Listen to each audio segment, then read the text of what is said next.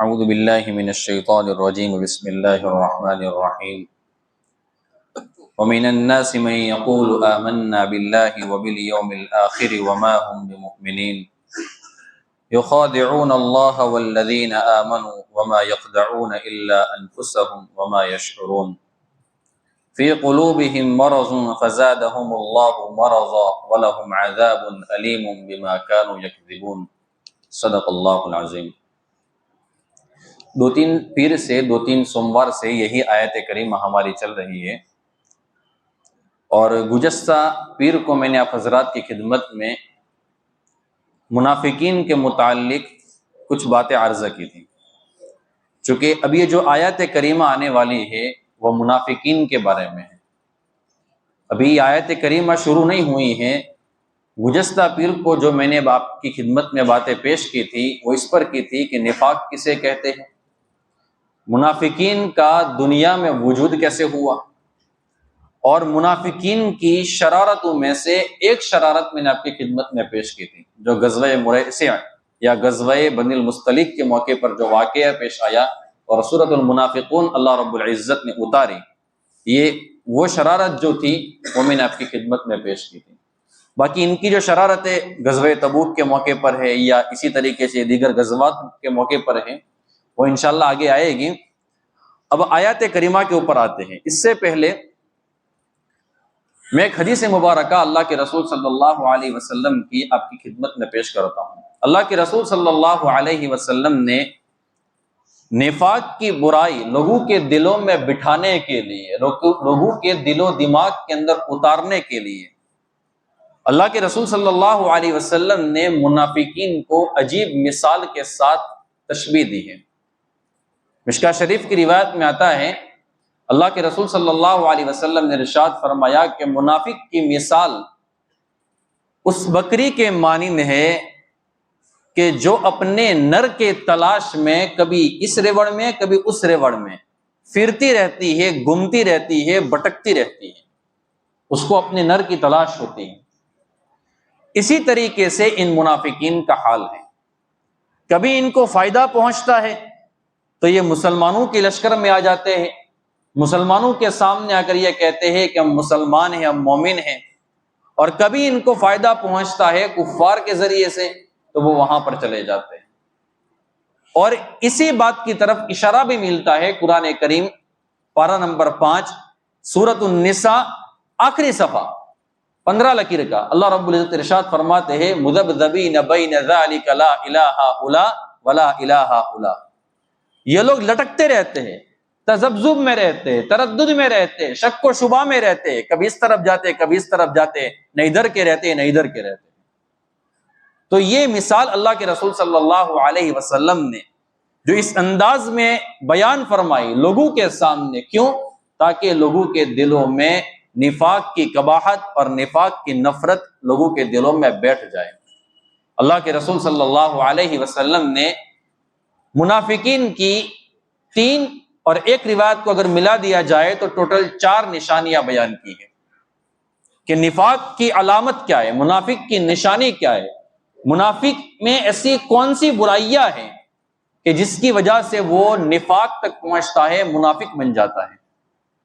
اس میں اللہ کے رسول صلی اللہ علیہ وسلم نے ارشاد فرمایا اذا حدث کذب، جب وہ بات کرتا ہے تو جھوٹ بولتا ہے، بات کرتا ہے تو جھوٹ بولتا ہے۔ یہ منافق کی سب سے پہلی نشانی ہے۔ مسلمان کی یہ شان نہیں ہے کہ مسلمان کبھی بھی جھوٹ بولے۔ اور یاد رکھو میرے دوستوں، جھوٹ بولنا یہ ایسا گناہ ہے، ایسا گناہ ہے کہ کسی بھی مذہب کے انسان سے آپ پوچھ لے، کسی بھی ملت سے اس کا تعلق ہو، کسی بھی مذہب سے اس کا تعلق ہو، اور اس کو یوں پوچھے کہ جھوٹ بولنا اچھا ہے یا برا ہے، تو وہ بندہ کیا کہے گا؟ جھوٹ بولنا برا ہے۔ اگرچہ بولتے وہ بھی ہے، چاہے کسی بھی مذہب سے اس کا تعلق ہو، بولتے وہ بھی ہیں، لیکن کیا کہے گا کہ نہیں، جھوٹ بولنا یہ بہت بری چیز ہے۔ اور اس کی مثال بھی میں صحابہ کرام کے اندر سے بیان کرتا ہوں۔ حضرت ابو سفیان رضی اللہ تعالی عنہ، جو کہ حضرت امیر معاویہ رضی اللہ تعالی عنہ کے والد محترم ہیں، حضرت ابو سفیان رضی اللہ تعالی عنہ فرماتے ہیں اسلام لانے کے بعد انہوں نے اپنا واقعہ سنایا کہ جب اللہ کے رسول صلی اللہ علیہ وسلم نے ایک بادشاہ کو خط لکھا، اسلام کی اس کو دعوت دی، اتفاق سے ہم بھی اسی ملک کے اندر تھے، تو بادشاہ نے اپنے وزراء سے یوں کہا کہ محمد رسول اللہ صلی اللہ علیہ وسلم کا خط میرے پاس آیا ہے، انہوں نے نبوت کا اعلان کیا ہے، رسالت کا اعلان کیا ہے، تو ان کے ملک کے یا ان کے شہر کے کوئی لوگ ہیں، کچھ لوگ ہیں کہ جن کو ہم اپنے پاس بلائے اور ان سے پوچھے کہ یہ محمد صلی اللہ علیہ وسلم کون ہیں؟ تو وزراء نے کہا کہ ہاں کچھ مہمان آئے ہوئے ہیں، ہم ان کو بلاتے اور ان سے آپ تفتیش کر لیں۔ چنانچہ بادشاہ نے ابو سفیان اور ان کے ساتھ جو لوگ تھے ان کو اپنے پاس بلایا اور ابو سفیان سے 3 سوال کیے۔ اس وقت ابو سفیان رضی اللہ تعالیٰ عنہ ایمان نہیں لائے تھے، تو وہ فرماتے ہیں کہ انہوں نے مجھے 3 سوال کیے۔ اس میں سے پہلا سوال انہوں نے یہ کیا، بادشاہ نے یہ کیا کہ یہ بتاؤ کہ جس شخص نے نبوت کا اعلان کیا ہے، رسالت کا اعلان کیا ہے، اپنے آپ کو خاتم النبیین کہتے ہیں، تو ان کا خاندان کیسا ہے؟ اعلیٰ درجے کا خاندان ہے یا نہیں ہے؟ تو ابو سفیان رضی اللہ تعالیٰ عنہ فرمانے لگے کہ میں نے ان کو یوں کہا کہ نہیں، ان کا جو خاندان ہے یہ تو تمام عرب میں سب سے زیادہ شریف، سب سے زیادہ باعزت ہے، قریش بنو ہاشم، ان کی جیسی عزت کسی کی نہیں تھی۔ تو ایک سوال کا جواب تو دے دیا۔ اس نے دوسرا سوال کیا کہ اچھا یہ بتاؤ کہ ان کے جو متبعین ہیں، ان کو جو ماننے والے ہیں، ان کی جو اطاعت کرنے والے لوگ ہیں، ان کا جو اتباع کرنے والے لوگ ہیں، وہ رئیس قسم کے لوگ ہیں، مالدار قسم کے لوگ ہیں یا غریب فقراء لوگ ہیں؟ حضرت ابو سفیان رضی اللہ تعالیٰ عنہ نے فرمایا کہ نہیں، غریب قسم کے لوگ اور فقیر قسم کے لوگ زیادہ ہیں۔ تو بادشاہ نے کہا کہ جو آخری پیغمبر آنے والے ہیں یا جو بھی نبی بنتا ہے، ان کی نشانی یہی ہوتی ہے حق ہونے کی کہ شروع میں ان کا اتباع کرنے والے فقیر اور غریب ہوتے ہیں اور بعد میں جا کر مالدار اور رئیس قسم کے لوگ بھی ان کو مان لیتے ہیں۔ ابو سفیان کہتے ہیں کہ دوسرا سوال کا جواب بھی میں نے دے دیا۔ تیسرا سوال اس نے کیا، اور تیسرا سوال اس نے یہ کیا کہ تمہاری ان کے درمیان کبھی جنگ ہوتی ہے؟ تو حضرت ابو سفیان رضی اللہ تعالیٰ عنہ نے فرمایا کہ ہاں جنگ ہوتی ہے، اور اس وقت 2 جنگیں ہوئی تھی، ایک غزوہ بدر ہوا تھا اور ایک غزوہ احد ہوا تھا۔ تو بادشاہ نے پوچھا کہ اچھا یہ بتاؤ کہ اس میں غالب کون آتا ہے؟ تم لوگ غالب آ جاتے ہو یا کہ وہ لوگ غالب آ جاتے ہیں؟ حضرت ابو سفیان رضی اللہ تعالیٰ عنہ نے فرمایا کہ کبھی ہم لوگ غالب آتے ہیں، کبھی وہ لوگ غالب آتے ہیں، اور ایسا ہی ہوا۔ غزوہ بدر کے اندر صحابہ کرام اور اللہ کے رسول صلی اللہ علیہ وسلم غالب آ گئے، اور غزوہ احد کے اندر بظاہر جو کفار مکہ تھے وہ لوگ غالب دکھائی دے رہے ہیں۔ تو بادشاہ نے کہا کہ جو نبی ہوتا ہے اس کے ساتھ ایسا ہی ہوتا ہے کہ اگر ان کی کسی کے ساتھ جنگ ہوتی ہے تو کبھی وہ لوگ غالب آتے ہیں، کبھی سامنے والے لوگ غالب آتے ہیں۔ حضرت ابو سفیان رضی اللہ تعالیٰ عنہ فرماتے ہیں کہ اس نے مجھے 3 سوال کیے اور اس کے میں نے 3 جواب دے دیے۔ میں چاہتا تھا کہ میں جھوٹ تو نہ بولوں، لیکن کوئی ایسی بات کہہ دوں کہ جس کی وجہ سے بادشاہ کے ذہن میں محمد رسول اللہ صلی اللہ علیہ وسلم اور آپ کے صحابہ کرام کے بارے میں غلط فہمی پیدا ہو، لیکن میں جھوٹ بول نہیں سکتا تھا۔ حضرت ابو سفیان رضی اللہ تعالیٰ عنہ اس وقت ایمان نہیں لائے تھے، کافر تھے، شرک وہ کر رہے تھے جو اس دھرتی کا سب سے بڑا گناہ ہے، لیکن اس کے باوجود بھی جھوٹ بولنا گوارا نہیں کیا۔ تو جھوٹ بولنا یہ ایسا جرم ہے کہ جس کو قریش مکہ اور کفار لوگ بھی غلط سمجھتے تھے، لیکن منافق جو ہوتا ہے اس کی پہلی نشانی کیا ہوتی ہے کہ جب وہ بات کرتا ہے تو جھوٹ بولتا ہے۔ اور ہمارے اکابرین اللہ تبارک و تعالیٰ ان کی قبروں کے اوپر برکت رحمت نازل فرمائے۔ حضرت مولانا رشید احمد گنگوہی رحمۃ اللہ علیہ، اللہ رب العزت نے آپ کو جھوٹ سے بہت زیادہ احتیاط عطا فرمایا تھا۔ ایک مرتبہ آپ کو انگریزوں کا زمانہ تھا، عدالت میں لایا گیا اور جج نے پوچھا کہ آپ کے پاس بندوق ہے؟ حضرت کے پاس بندوق تھی، اگر کہہ دیتے کہ ہے تو جیل میں ڈال دیتا، بندوق کو لے لیتا، اگر یوں کہتے کہ نہیں ہے تو جھوٹ ہو جاتا کہ میرے پاس تو تھی۔ حضرت نے کیا جواب دیا؟ حضرت نے اپنی جیب میں سے تسبیح نکالی اور تسبیح نکالنے کے بعد فرمایا میرے پاس تو یہ ہتھیار ہیں جج نے کیا سمجھا کہ یہ بتانا چاہتے ہیں کہ ان کے پاس بندوق نہیں ہے، بلکہ یہ تسبیح ہے اور تسبیح کو وہ ہتھیار بتا رہے ہیں۔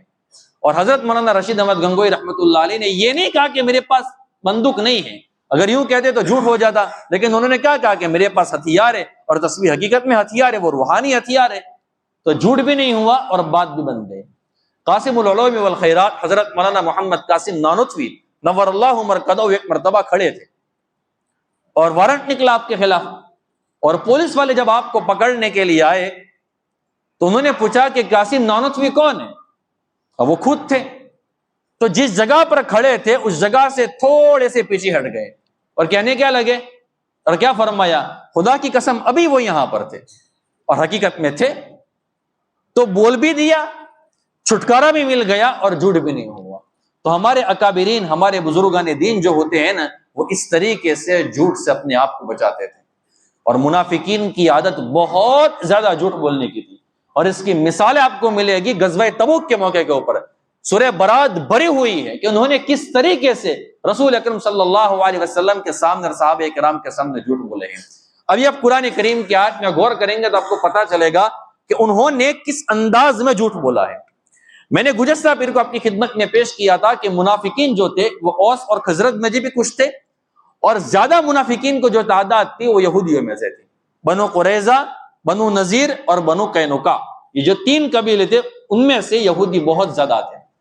اب قرآن کریم کے اندر آپ دیکھیں اللہ تبارک و تعالی ارشاد فرماتے ہیں کہ لوگوں میں سے بعض لوگ یوں کہتے ہیں کہ ہم ایمان لائے اللہ تبارک و تعالی پر اور آخرت کے اوپر، حالانکہ وہ ایمان لانے والے نہیں ہیں۔ اوس اور خزرج کی بات مان لے وے تو وہ تو حقیقت میں کٹر کافر تھے اندر سے، وہ تو حقیقت میں ایمان لانے والے نہیں تھے، لیکن اگر یہودیوں کی یہ جملہ مان لیا جائے، کیونکہ بعض مفسرین نے لکھا ہے کہ یہودیوں کے جو بڑے بڑے علماء تھے وہ اس طریقے سے کہتے تھے، وہ بھی منافقی تھے۔ اب سوال یہ ہوتا ہے کہ یہودی تو اللہ تبارک و تعالیٰ کو تو مانتے ہیں، آخرت کے اوپر تو ان کا ایمان ہوتا ہے، ان کے عقائد میں جو چیز نہیں تھی انہوں نے وہ بات بولی بھی نہیں۔ کیا نہیں تھا؟ ان کے عقیدے میں یہ نہیں تھا کہ رسول اکرم صلی اللہ علیہ وسلم کی رسالت کو تسلیم کریں، اس لیے انہوں نے اس کا ذکر بھی نہیں کیا۔ کیا کہا؟ ہم ایمان لائے اللہ پر اور آخرت کے اوپر، یہ نہیں کہا ہم اللہ پر ایمان لائے، اللہ کے نبی پر ایمان لائے اور آخرت کے اوپر ایمان لائے۔ کیوں؟ تاکہ جھوٹ ہمارا پکڑا نہ جائے۔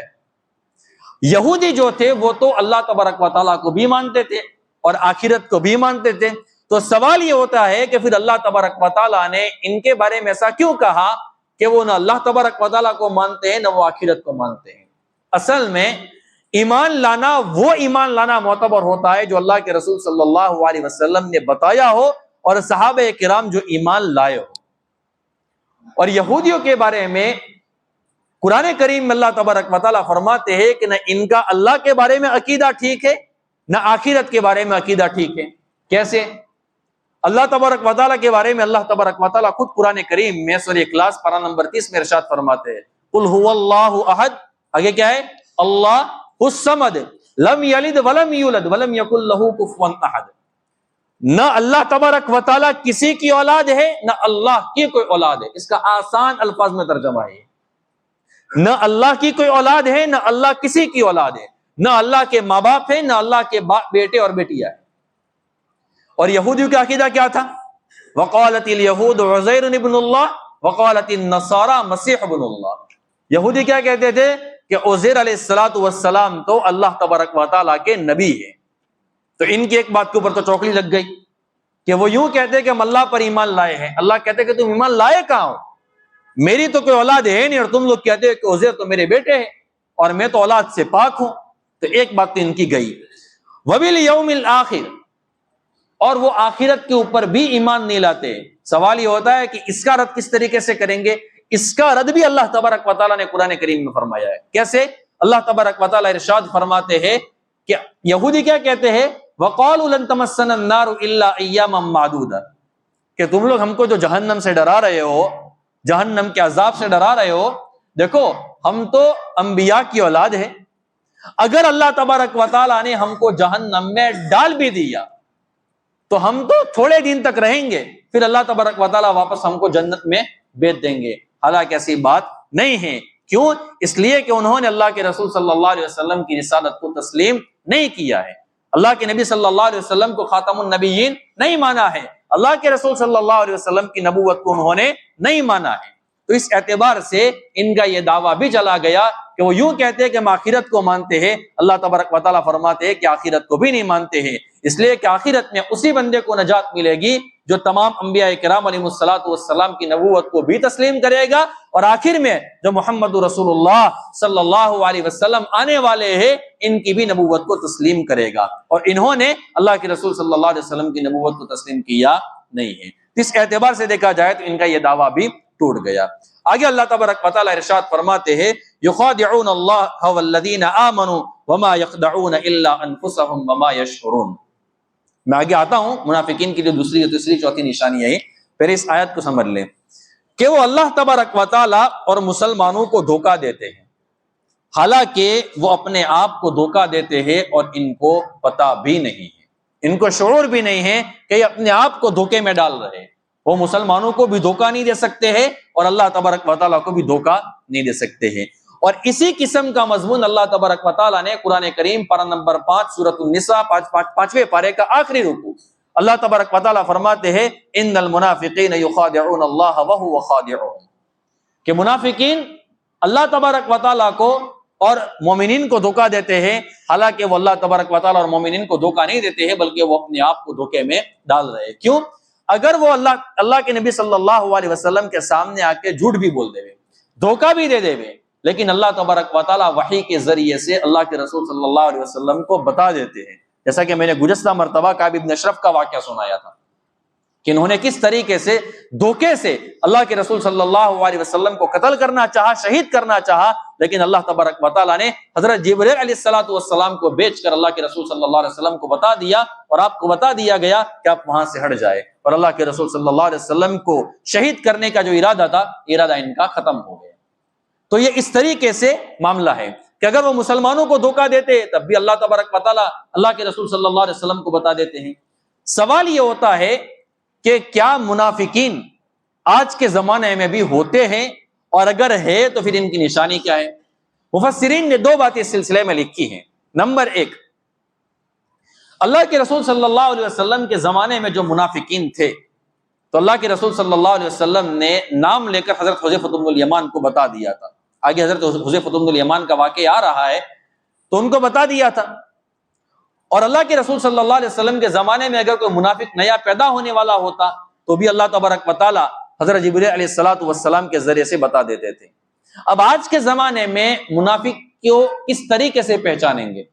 تو علماء نے لکھا ہے یہ اچھی طریقے سے سمجھنا کہ کوئی ایسا بندہ کہ جو اسلام کے کھلے عقائد ہیں، جیسے اللہ کو ایک ماننا، نبوت اور رسالت اللہ کے رسول صلی اللہ علیہ وسلم کی ماننا، فرشتوں پر ایمان لانا، اسی طریقے سے آخرت کے اوپر ایمان لانا، میدان محشر کے اوپر ایمان لانا، یہ جو موٹے موٹے اور قطعی عقائد ہیں، تو اگر کوئی بندہ اس کو نہیں مانتا ہے اور اس کے ساتھ ساتھ اس کا مذاق بھی کرتا ہے، اپنی طرف سے اس کے اوپر کوئی رائے بھی پیش کرتا ہے، اور اس کے بعد بھی وہ اپنے آپ کو مسلمان کہتا ہے، تو علماء نے کہا کہ ایسا بندہ منافق ہے، لیکن ہمارے زمانے میں اس کو منافق نہیں کہتے بلکہ ملحد کہتے ہیں، زندیق کہتے ہیں یا ملحد کہتے ہیں کہ یہ لوگ اسلام سے بالکل خارج ہوتے ہیں۔ اور اسی طریقے سے ایک روایت موجود ہے اللہ کے رسول صلی اللہ علیہ وسلم کی، منافقین جو تھیں ان کی صفت اللہ تبارک و تعالیٰ نے بیان فرمائی ہے، ان المنافقین یخادعون اللہ وهو خادعهم واذا قاموا الى الصلاة قاموا کسالى، جب وہ نماز پڑھنے کے لیے کھڑے ہوتے تھے تو سستی اور کاہلی کے ساتھ کھڑے ہوتے تھے۔ میرے دوستو، اللہ معاف فرمائے، ہمارا بھی یہی حال ہے۔ منافقین کی جتنی نشانیاں بیان کی جائے گی نا، آپ سنیں گے تو ہم کو بھی ایسا ہی لگے گا یہ ساری نشانیاں ہمارے اندر پائی جاتی ہے، بس ہم مسلمان ہیں، ہم نے کلمہ پڑھا ہے، دل سے پڑھا ہے، ہمارے اوپر کفر کا فتویٰ کو بندہ لگا نہیں سکتا ہے، لیکن یہ نفاق کی پہلی سیڑھی، دوسری سیڑھی، تیسری سیڑھی اور چوتھی سیڑھی ہے، اور بندہ دھیرے دھیرے کرتے کرتے کب بندہ ایمان سے نکل جاتا ہے بندے کو پتہ نہیں چلتا ہے۔ تو ان کی ایک عادت کیا ہے؟ وَإِذَا قَامُوا إِلَى الصَّلَاةِ قَامُوا كُسَالَى، جب وہ نماز کے لیے کھڑے ہوتے ہیں تو کاہلی اور سستی کے ساتھ کھڑے ہوتے ہیں۔ یراؤون الناس، وہ جو اعمال کرتے ہیں وہ لوگوں کو دکھلانے کے لیے کرتے ہیں. یراؤن الناس ولا یذکرون اللہ الا قلیلا، اور وہ اللہ تبارک و تعالیٰ کا ذکر جو کرتے ہیں وہ بہت تھوڑا کرتے ہیں، بہت کم کرتے ہیں. ریاکاری کبھی نہیں کرنے کی.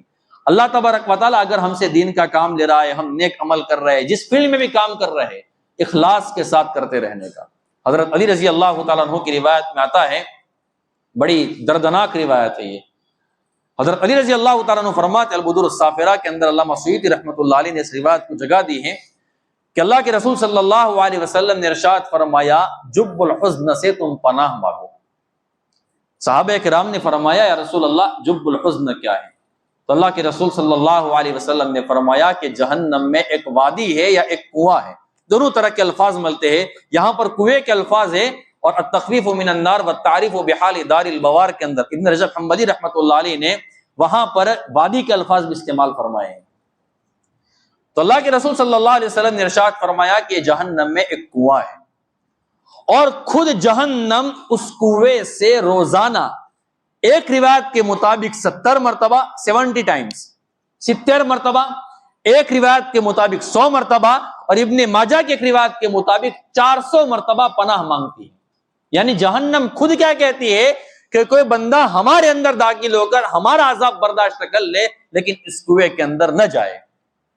پھر اللہ کے رسول صلی اللہ علیہ وسلم نے ارشاد فرمایا، صحابہ اکرام نے فرمایا، رسول اللہ اس میں کون داخل ہوگا؟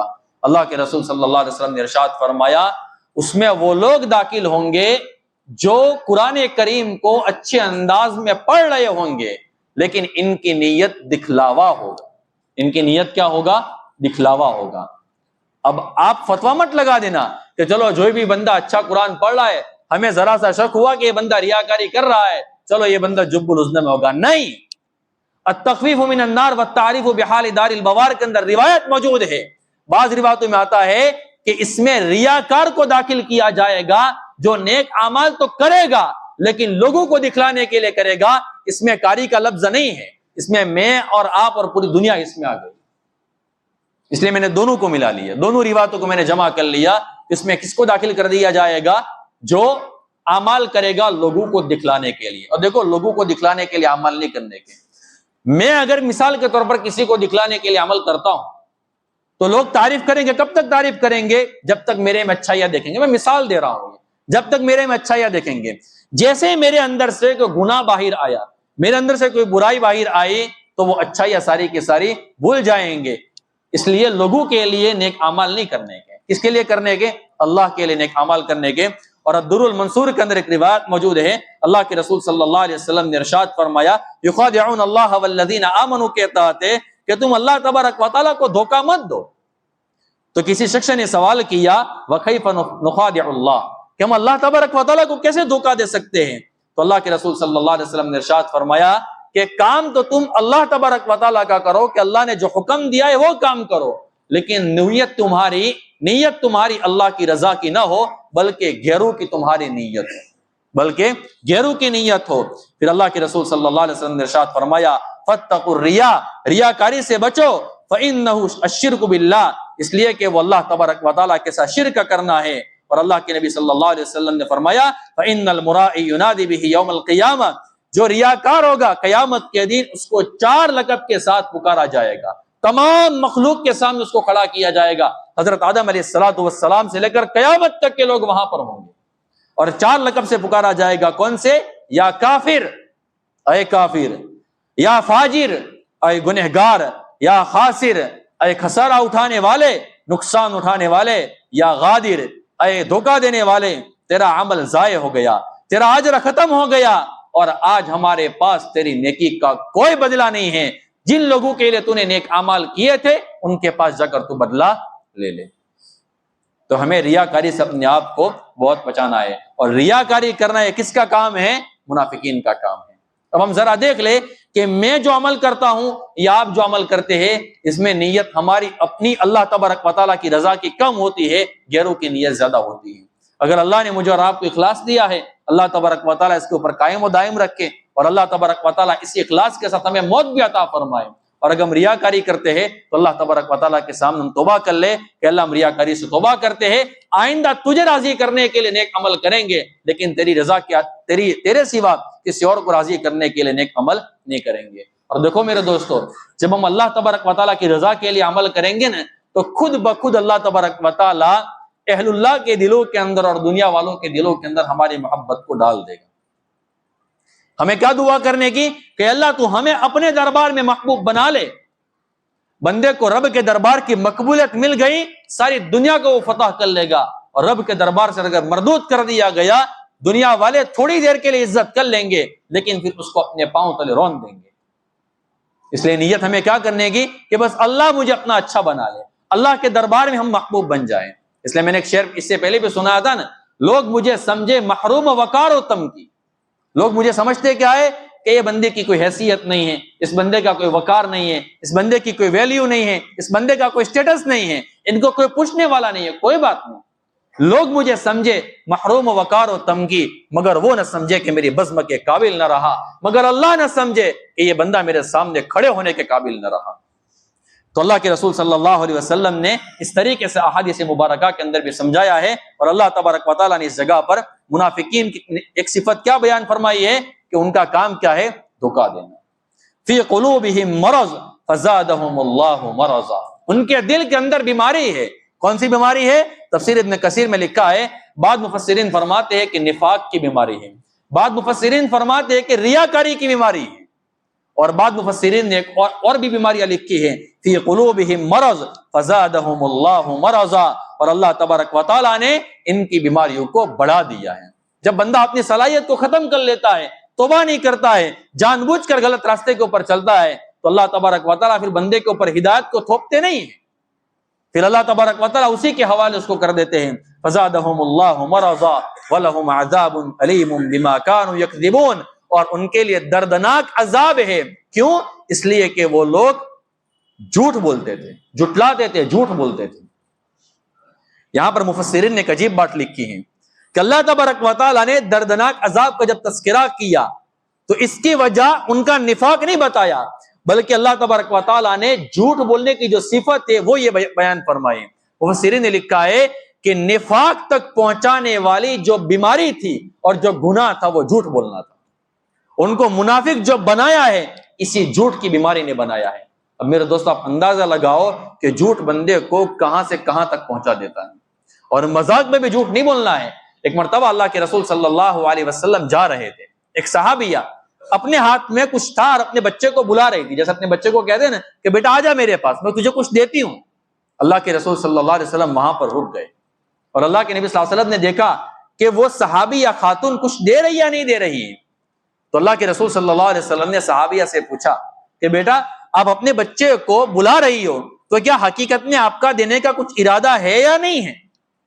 تو فرمانے لگی کہ یا رسول اللہ ہاں میرے پاس کھجور ہے اور کھجور دینے کا ارادہ ہے۔ اللہ کے رسول صلی اللہ علیہ وسلم نے فرمایا کہ تو ٹھیک ہے، ورنہ کہیں ایسا نہ ہو کہ آپ کے دل میں اگر نیت نہ ہوتی، آپ ایسے ہی اپنے بچے کو قریب لینے کے لیے اگر بلا رہی ہو تو یہ جھوٹ کا گناہ آپ کے نامہ اعمال میں لکھ دیا جاتا، آپ کے نامہ اعمال میں لکھ دیا جاتا۔ اب میرے دوستوں میں اور آپ ذرا سوچے کہ میں اور آپ لوگوں کے سامنے کتنا جھوٹ بولتے ہیں۔ ہم تو مذاق میں بھی جھوٹ بولتے ہیں، حالانکہ مذاق میں بھی جھوٹ نہیں بولنا چاہیے۔ مذاق کرنے کا اچھا مذاق کا لفظ بھی غلط بولتے ہیں ہم۔ اصل میں جو آپس میں ہمیں شریعت نے جو اجازت دی ہے نا دل لگی کرنے کی، عربی میں اس کا لفظ آتا ہے، علماء کرام سے آپ پوچھ لینا، مزاح کا لفظ آتا ہے، میم زا الف اور ہا، بڑی ہا، مذاق کا لفظ نہیں آتا ہے۔ مزاح میں سامنے والے بندے کے دل کو جتنا ہوتا ہے، اور مذاق کے اندر سامنے والے بندے کو ذلیل کرنا ہوتا ہے۔ تو شریعت نے جو ہمیں اجازت دی ہے وہ دل لگی کی اجازت دی ہے کہ سامنے والے بندے کو خوش کر دینا۔ ایک مرتبہ اللہ کے رسول صلی اللہ علیہ وسلم نے فرمایا کہ کوئی بوڑھی عورت جنت میں نہیں جائے گی۔ تو ایک صحابیہ تھی، وہ بوڑھی تھی، وہ رونے لگی، یا رسول اللہ آپ کہتے ہیں کہ کوئی بوڑھی عورت جنت میں نہیں جائے گی، پھر تو ہم تو جہنم میں جائیں گے۔ اللہ کے رسول صلی اللہ علیہ وسلم نے فرمایا کہ اماں جان آپ کو رونے کی ضرورت نہیں ہے، میں نے کہا کہ کوئی بوڑھی عورت جنت میں نہیں جائے گی، میرا مطلب یہ ہے کہ کوئی بوڑھی عورت بڑھاپے کی حالت میں جہنم میں نہیں جائے گی، بلکہ وہ جوان ہو کر جنت میں جائے گی۔ بلکہ وہ جوان ہو کر جنت میں جائے گی۔ ایک صحابی اللہ کے رسول صلی اللہ علیہ وسلم کے پاس آئے، دیہاتی تھے، تو اللہ کے رسول صلی اللہ علیہ وسلم سے فرمانے لگے یا رسول اللہ آپ مجھے اونٹ دے دیجیے۔ تو اللہ کے رسول صلی اللہ علیہ وسلم نے فرمایا ہم آپ کو اونٹ کا بچہ دیں گے۔ تو وہ صحابی فرمانے لگے یا رسول اللہ اونٹ کا بچہ دے کر میں کیا کروں گا، مجھے تو اونٹ چاہیے۔ اللہ کے رسول صلی اللہ علیہ وسلم نے فرمایا جو بھی اونٹ ہو یا اونٹنی ہو، بڑا ہو یا چھوٹا ہو، لیکن وہ اپنے ماں باپ کا تو بچہ ہی ہوتا ہے نا۔ فرمایا کہا پھر تو ٹھیک ہے۔ ہمارے بزرگان دین میں سے کسی کا واقعہ مجھے یاد پڑتا ہے، ان سے ایک شخص نے سوال کیا کہ دل لگی کسے کہتے ہیں؟ فرمایا کہ حضرت جنت میں جانے کے بعد کیا بیڑی پینے ملے گی؟ کوئی میواتی تھے۔ تو حضرت نے فرمایا کیا بیڑی پینے تو ملے گی لیکن جلانے کے لیے جہنم میں جانا پڑے گا؟ کہا پھر تو نہیں پینی ہے مجھے، کہا پھر تو نہیں پینی ہے۔ تو یہ ہوتی ہے مزاح اور دل لگی کی باتیں۔ تو شریعت کے اندر مزاح کرنے کا بھی طریقہ اللہ کے رسول صلی اللہ علیہ وسلم نے ہمیں بتایا ہے۔ تو منافقین کی ایک صفت اللہ کے رسول صلی اللہ علیہ وسلم نے کیا بیان فرمائی ہے؟ اذا حدث کذب، کہ جب وہ بات کرتا ہے تو کیا کرتا ہے؟ جھوٹ بولتا ہے۔ وَإِذَا وَعَدَ أَخْلَفَ، او کما قال علیہ الصلوۃ والسلام، کہ جب وہ وعدہ کرتا ہے تو وہ وعدہ خلافی کرتا ہے۔ میں اور آپ کیا سمجھتے پتہ ہے کہ وعدہ خلافی کسی کہتے ہیں؟ مثال کے طور پر کسی بندے نے مجھے کچھ کہا کہ آپ یہ کام کریں گے، میں نے کہا کروں گا، میرا وعدہ ہے، اور میں نے نہیں کہا، وعدہ خلافی ہو گئی۔ ہم کیا سمجھتے ہیں یہی وعدہ خلافی ہے؟ ایسی بات نہیں ہے۔ وعدہ خلافی اپنے اندر ایک بہت بڑا وسیع مفہوم رکھتا ہے۔ مثال کے طور پر ہم ہندوستان میں رہتے ہیں، ہندوستان کے ان قوانین کو اور ان رولز کو فالو کرنا ہمارے لیے ضروری ہے کہ جو ہمیں ہمارے احکام کی پابندی کرنے میں کوئی رکاوٹ نہیں ڈالتے ہیں۔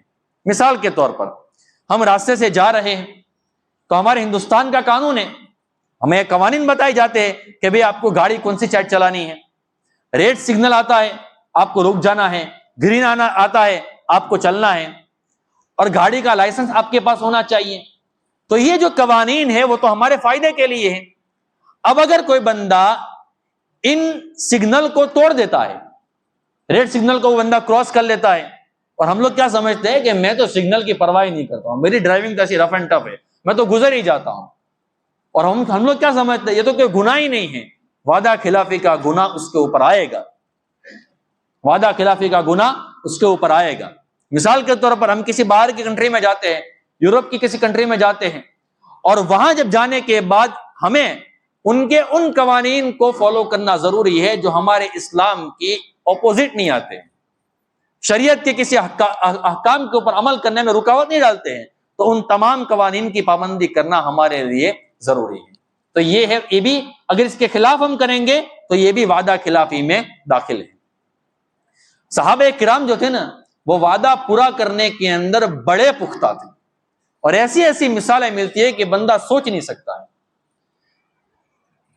اللہ کے رسول صلی اللہ علیہ وسلم کے زمانے میں ایک صحابی تھے حضرت حذیفہ بن الیمان رضی اللہ تعالی عنہ، ان کو کہا جاتا ہے اللہ کے رسول صلی اللہ علیہ وسلم کے رازدار، صاحب سر رسول صلی اللہ علیہ وسلم۔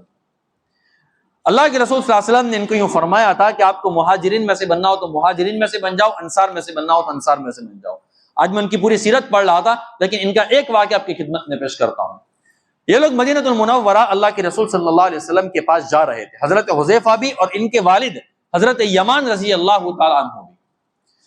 راستے میں غزوہ بدر کا موقع تھا، تو ابو جہل اور این کمپنی نے ان کو پکڑ لیا اور کہا کہ تم لوگ کہاں جا رہے ہو؟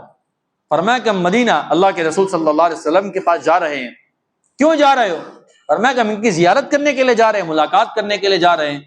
تو ابو جہل نے اور اس کی جو کمپنی تھی انہوں نے ان کو پکڑ لیا۔ فرمایا کہ تم کو جانے کی اجازت نہیں ہے، تم وہاں پر جاؤں گے اور جانے کے بعد پھر محمد رسول اللہ صلی اللہ علیہ وسلم کے ساتھ مل کر تم ہمارے سامنے تم جہاد کرو گے، ہمارے سامنے تم لڑائی کرو گے، ہم تم کو نہیں چھوڑیں گے۔ تو انہوں نے کیا کہا؟ ہمیں آپ چھوڑ دو، ہم لڑائی نہیں کریں گے۔ تو ابو جہل نے کہا کہ تم ایک کام کرو، ہم سے وعدہ کر کے جاؤ کہ تم ہمارے خلاف لڑنے کے لیے نہیں آؤ گے۔ انہوں نے کہا کہ ٹھیک ہے، ہم وعدہ کرتے ہیں ہم آپ کے خلاف لڑنے کے لیے نہیں آئیں گے۔ چنانچہ انہوں نے ان کو چھوڑ دیا۔ یہ پہنچے اللہ کے رسول صلی اللہ علیہ وسلم کے پاس، اور اللہ کے رسول صلی اللہ علیہ وسلم سے پوری داستان سنائی اللہ کے نبی کو۔ فرمایا کس طریقے سے ابو جہل نے پکڑ لیا تھا، اور ایسے موقع پر اللہ کے رسول صلی اللہ علیہ وسلم غزوہ بدر کے لیے جا رہے تھے۔ تو حضرت حذیفہ بن الیمان رضی اللہ تعالیٰ عنہ نے، باپ بیٹے نے اللہ کے نبی کو یوں فرمایا کہ دیکھو اللہ کے نبی صلی اللہ علیہ وسلم انہوں نے ہماری گردن کے اوپر تلوار رکھی تھی اور زبردستی ہم سے یہ وعدہ کروایا گیا تھا، لیکن ہم تو جہاد کے اندر آئیں گے، ہم ان کی بات کو ماننے والے نہیں ہیں۔ غزوہ بدر وہ موقع ہے جو اسلام کی سب سے پہلی جنگ ہے، اور صرف 313 ہے، 70 اونٹ ہے، 2 گھوڑے اور 8 تلواریں ہیں، باقی کسی کے ہاتھ میں لاٹھی ہے، کسی کے ہاتھ میں پتھر ہے، اور یہ جہاد کرنے کے لیے اللہ کے رسول صلی اللہ علیہ وسلم اور صحابہ کرام کفار سے جہاد کرنے کے لیے جا رہے تھے۔ تو ایسے موقع پر تو کہہ دیتے نا، میرے اور آپ کے جیسا تو تعویل کر لیتا نا، زبردستی کروایا تھا یا کوئی اور تعویل کر لیتے، اور اللہ کے رسول صلی اللہ علیہ وسلم چاہتے تو ان کو لے سکتے تھے ساتھ میں، تو وہ تو دھوکے کا معاملہ انہوں نے کیا ہے۔ لیکن اللہ کے رسول صلی اللہ علیہ وسلم نے وعدہ خلافی کرنا یا امت کو بتانا تھا کہ کتنا بڑا گناہ ہے۔ اللہ کے رسول صلی اللہ علیہ وسلم نے فرمایا کہ نہیں، تم نے ان کے ساتھ وعدہ کر لیا ہے کہ تم ان کے خلاف جہاد نہیں کرو گے، اس لیے تم کو ہمارے ساتھ آنے کی اجازت نہیں ہے، اور اللہ کے رسول صلی اللہ علیہ وسلم نے ان کو اپنے ساتھ نہیں لیا۔ دوسری مثال میں آپ کی خدمت میں پیش کروں، حضرت امیر معاویہ رضی اللہ تعالیٰ عنہ۔ حضرت امیر معاویہ رضی اللہ تعالیٰ عنہ یہ صحابہ کرام میں سے تاریخ کی وہ مظلوم ترین شخصیت ہے کہ جس کو غیر تو بھونکتے ہیں، لیکن ہمارے اپنے بھی ان کے خلاف کبھی کبھار بولنا شروع کر دیتے ہیں۔ یاد رکھو، عبداللہ ابن مبارک رحمۃ اللہ علیہ جو امام بخاری کے استاذ ہے، ایک مرتبہ کسی نے سوال کیا کہ حضرت بتاؤ، امیر معاویہ رضی اللہ تعالیٰ عنہ بہتر ہے یا حضرت عمر ابن عبدالعزیز رحمۃ اللہ علیہ بہتر ہے؟ سائل نے جو سوال کیا ہے نا، وہ بہت سوچ سمجھ کر سوال کیا ہے۔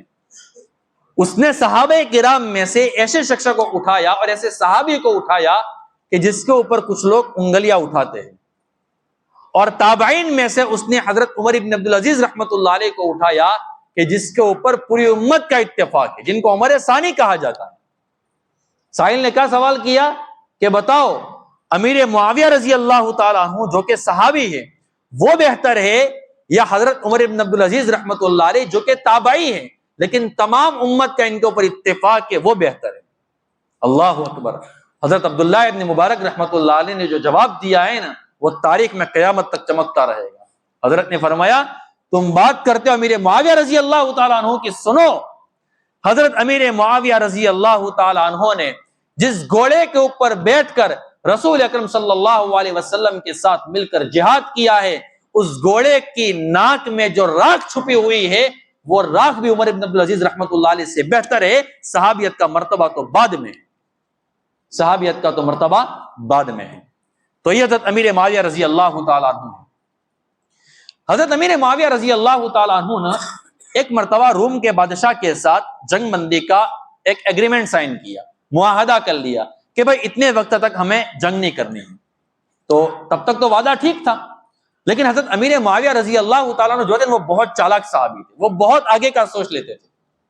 حضرت امیر معاویہ رضی اللہ تعالیٰ عنہ نے اپنے لشکر کو کہا کہ اپنے کام کرتے ہیں، مثال کے طور پر 15 تاریخ، ایک مثال دے رہا ہوں کہ اس تاریخ کو ہمارا معاہدہ ختم ہو رہا ہے، ہم ایک کام کرتے اس ملک کی سرحد تک پہنچ جاتے ہیں، اور جیسے ہی ہمارے معاہدے کی تاریخ ختم ہو ہم ان کو اندر داخل ہو جائیں گے اور ان کے شہر کے اوپر قبضہ کرنا شروع کر لیں گے، اس لیے کہ ان کے پاس تیاری نہیں ہوگی، وہ حملے کی طاقت داب نہیں لا سکیں گے اور وہ اپنی ہار کو مان لیں گے، اور اس طریقے سے اسلام کے پاس ایک بہت بڑا سرحد اور ایک بہت بڑا ملک ہمارے ہاتھ میں آ جائے گا۔ فوج نے کہا کہ ٹھیک ہے۔ حضرت امیر معاویہ رضی اللہ تعالیٰ عنہ نے اسی طریقے سے کیا، کچھ جو لشکر کا حصہ تھا وہ شہر کے اندر بھی داخل کر دیا اور کچھ باہر تھا۔ معاہدے کی لاسٹ تاریخ اور لاسٹ منٹ لاسٹ گھنٹہ جا رہا تھا، جیسے ہی وہ گھڑی ختم ہوئی حضرت امیر معاویہ رضی اللہ تعالیٰ عنہ اندر داخل ہو گئے، اور پھر جو دھوم مچائی ہے، بڑے بڑے شہر، بڑے بڑے دیہات اور بڑے بڑے جو علاقے تھے وہ فتح کرنا شروع کر لیے۔ اب پورا لشکر جنون کے ساتھ چل رہا ہے، فتح کر رہا ہے، اور ان سامنے والے رومی لشکر کو پتہ ہی نہیں تھا کہ اس طریقے سے ہم پر حملہ ہونے والا ہے۔ چلتے رہے چلتے رہے چلتے رہے، اچانک پیچھے سے ایک صحابی رسول، غالباً میرے ذہن سے اب نام نکل گیا، وہ آواز لگاتے ہوئے آئے کہ مسلمانوں تم کیا کر رہے ہو، ٹھہر جاؤ ٹھہر جاؤ ٹھہر جاؤ۔ حضرت امیر معاویہ رضی اللہ تعالیٰ عنہ نے پیچھے مڑ کر دیکھا کہ یار یہ تو کہیں ایسا نہ ہو کہ امیر المؤمنین کا ہمارے اوپر کوئی حکم آ رہا ہو، تو وہ رک گئے اور وہ قریب آ گئے۔ تو وہ صحابی نے حضرت امیر معاویہ رضی اللہ تعالیٰ عنہ اور ان کے لشکر کو کہا کہ تم لوگ کیا کر رہے ہو، تم وعدہ توڑ رہے ہو اپنا۔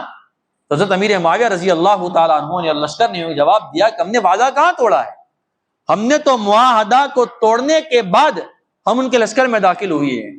تو فرمایا کہ نہیں، یہ آپ نے غلط کیا ہے۔ میں نے اللہ کے رسول صلی اللہ علیہ وسلم سے حدیث سنی ہے کہ جب تک تمہارا کسی سے کوئی معاہدہ ہو، وہ معاہدہ تم توڑ نہ دو یا ان کو سامنے اطلاع نہ کر دو، یا جب تک تمہارا معاہدہ ختم نہ ہو جائے، میں خلاصہ بتا رہا ہوں، جب تک تمہارا معاہدہ ختم نہ ہو جائے تب تک تم جنگ نہیں کر سکتے ہو۔ حضرت امیر معاویہ رضی اللہ تعالیٰ عنہ کو اچانک دماغ کے اوپر لائٹ ہو گئی کہ ہم نے تو بہت بڑی اللہ کے رسول صلی اللہ علیہ وسلم کی حدیث کی نافرمانی کر لی، ہم سے تو بہت بڑا حکم اللہ تبارک و تعالیٰ کا ٹوٹ گیا ہے۔ اب موقع تو تھا نا کہ جو جن علاقوں کے اوپر قبضہ کر لیا ہے ان کے اوپر قبضہ باقی رکھا جاتا۔ حضرت امیر معاویہ رضی اللہ تعالیٰ نے فرمایا کہ نہیں، جو علاقے ہم نے قبضہ، جن علاقوں پر ہمارا قبضہ ہو گیا ہے وہ سارا علاقہ ہم ان کو واپس کر لیتے ہیں، اور بعد کا وقت جو بعد میں جو دیکھا جائے گا اس وقت ہم دیکھ لیں گے۔ صحابہ کرام اس طریقے سے اپنے وعدے کو پورا کرتے تھے۔ تو منافقین کے جو دوسری نشانی ہے وہ کیا ہے؟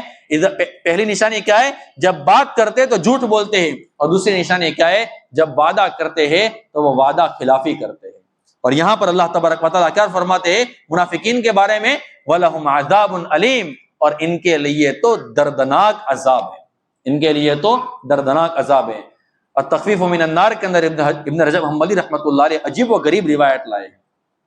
قرآن کریم میں پارہ نمبر 29 میں سورۃ الحاقہ میں اللہ رب ارشاد فرماتے ہیں خذوہ فغلوہ ثم الجحیم صلوہ ثم فی سلسلۃ ذرعها 70 ذراعا فاسلکوہ۔ میں اس پوری آیت کی تفسیر نہیں کرتا ہوں، صرف اشارہ دے رہا ہوں کہ جہنمی لوگوں کو زنجیر پہنائی جائے گی۔ وہ زنجیر کتنی بڑی ہوگی بھی بیان نہیں کرتا ہوں، لیکن وہ زنجیر کتنی گرم ہوگی اس کو آپ سن لیں۔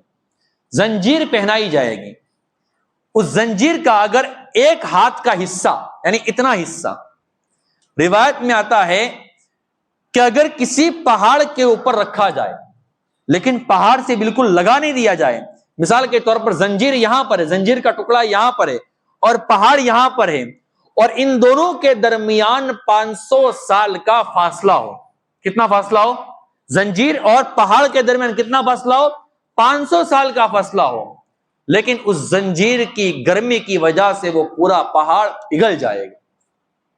اب اندازہ لگائے کہ اس زنجیر میں گرمی کتنی ہوگی۔ اب ذرا سننا، جہنمی لوگوں کو وہ زنجیر پہنائی جائے گی، اور کس طریقے سے پہنائی جائے گی؟ ان کے گلے میں ڈالی جائے گی اور پاخانے کے راستے سے نکالی جائے گی اور اس کے اوپر لپیٹ دی جائے گی اور پھر ان کو جہنم میں ڈال دیا جائے گا۔ ایسا سخت عذاب دیا جائے گا۔ اور بعض روایتوں میں آتا ہے کہ جہنمی جو لوگ ہوں گے ان کی کان کی لو سے لے کر یہ جو ہنسلی کی ہڈی یا کندھے تک کا جو فاصلہ ہے وہ اتنا ہوگا کہ بڑی بڑی خون کی ندیاں اس میں بہے گی، بڑی بڑی خون کی جو ندیاں ہوگی وہ اس میں بہے گی۔ یہ روایت تخفیف من النار کے اندر ابن رجب حنبلی رحمۃ اللہ علیہ نے نقل کی ہے۔ اور منافقین کو کیا سزا دی جائے گی؟ نفاق سے بہت پناہ مانگنے کے اللہ تبارک و تعالیٰ سے۔ قرآن کریم میں بلکہ اللہ کے نبی صلی اللہ علیہ وسلم نے ہمیں دعا سکھائی ہے۔ اللہ اکبر، کیسی دعا اللہ کے نبی نے ہمیں بتائی ہے۔ اللہ کے نبی نے فرمایا اللہم طہر قلبی من النفاق، اے اللہ میرے قلب کو تو نفاق سے پاک کر دے، وعملی من الریا، اے اللہ میرے عمل کو ریاکاری سے تو پاک کر دے، ولسانی من الکذب، اور اے اللہ میری زبان کو تو جھوٹ سے پاک کر دے، وعینی من الخیانہ، اور اے اللہ میری آنکھ کو تو خیانت سے پاک کر دے، فإنک تعلم خائنۃ الاعین وما تخفی الصدور، اے اللہ تو آنکھوں کی خیانتوں کو بھی جانتا ہے اور دلوں کو بےدوں کو بھی تو جانتا ہے۔ اللہ کے رسول صلی اللہ علیہ وسلم نے دعا مانگی ہے۔ میں نے بتایا نا فی قلوبہم مرض، کہ منافقین کے دلوں کے اندر اللہ تبارک و تعالیٰ نے بیماری رکھی ہے۔ بعض مفسرین فرماتے ہیں کہ شک کی بیماری ہے۔ اللہ کے رسول صلی اللہ علیہ وسلم نے دعا بتائی اللہم انی اعوذ بک من الشک فی الحق بعد الیقین، اے اللہ کسی حق بات کے اندر یقین کے آ جانے کے بعد اس میں دوبارہ شک آ جائے، اس سے میں آپ کی پناہ چاہتا ہوں۔ اس لیے اس دعا کے مانگنے کا بھی ہم بہت زیادہ اہتمام کریں۔ منافقین کو سزا کیا دی جائے گی؟ ان المنافقین فی الدرک الاسفل من النار ولن تجد لهم نصیرا کے تحت الدر المنصور کے اندر علامہ سیوطی رحمۃ اللہ علیہ نے، اور البدور الصافرہ کے اندر بھی علامہ سیوطی رحمۃ اللہ علیہ روایت لائے ہیں۔ راوی حدیث حضرت سوید بن غفلہ رضی اللہ تعالیٰ عنہ ہے۔ وہ فرماتے ہیں کہ جب اللہ تبارک و تعالیٰ منافقین کو بلانا چاہیں گے تو ان کو کس طریقے سے سزا دیں گے؟ اللہ تبارک و تعالیٰ ایک آگ کا تابوت تیار کریں گے لوہے کا ہوگا اور وہ بھی آگ کا بنا ہوا ہوگا.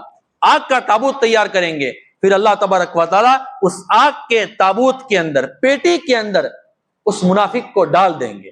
میوان آپ ذرا سوچے کہ اگر کسی پیٹی کو دنیاوی آگ کے اوپر گرم کیا جائے اور ہمیں اس میں لٹا دیا جائے, میرے دوستو ایمان سے بتاؤ کیا ہمارے اندر برداشت کرنے کی طاقت ہے؟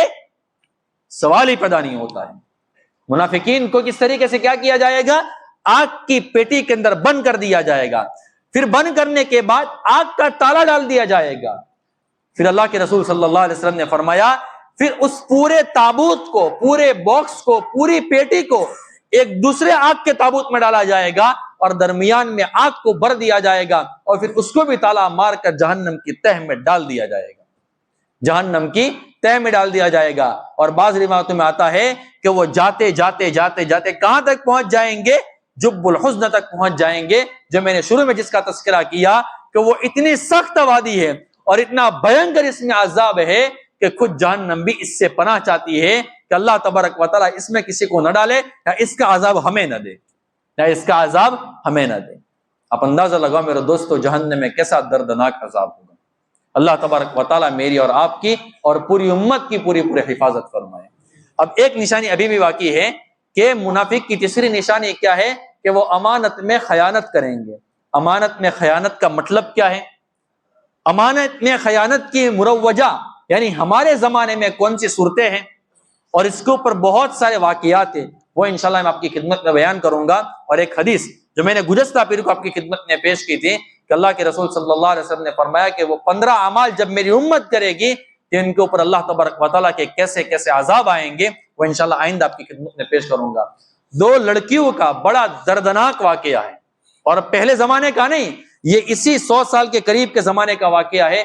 وہ بھی میں انشاءاللہ آپ کی خدمت میں پیش کروں گا کہ کس طریقے سے اللہ تبارک و تعالیٰ نے ان کو عذاب دیا ہے دنیاوی زندگی میں اور کس جرم میں دیا ہے. آئندہ پیر کو میں آپ کی خدمت میں یہ بھی بیان کروں گا کہ نفاق دل میں جو آتا ہے اس میں ایک گناہ کون سا ہے کہ جس کی وجہ سے بندہ منافق کے راستے کے اوپر چلنا شروع کر دیتا ہے اور دھیرے دھیرے دھیرے کرتے کرتے وہ نفاق کے دروازے تک پہنچ جاتا ہے. وہ گناہ کون سا ہے وہ بھی میں انشاءاللہ آئندہ آپ کی خدمت میں پیش کروں گا. اور بھی بہت ساری باتیں آئیں گی. اب میں نے جہنم کا تذکرہ آپ کی خدمت میں پیش کیا.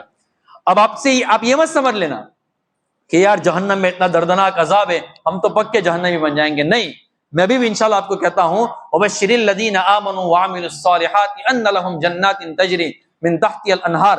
جب وہ آیت کریم آئے گی تو وہاں پر میں جنت کے اوپر, جنت کی نہروں کے اوپر, جنت کے حوروں کے اوپر اور جنت کے محلات کے اوپر وہ روایت انشاءاللہ پیش کروں گا جس کی وجہ سے انشاءاللہ ان روایتوں کو سننے کے بعد جو آپ کے دل میں غم آیا ہوگا, جو ڈر آیا ہوگا, وہ تھوڑا سا ہلکا ہو جائے گا اور اللہ تبارک و تعالیٰ کی رحمت سے زیادہ امید ہو جائے گی. اللہ تبارک و تعالیٰ میری اور آپ کی اور پوری امت کی نفاق سے حفاظت فرمائے. اقول قولی ھذا واستغفر اللہ وآخر دعوانا ان الحمد للہ رب العالمین.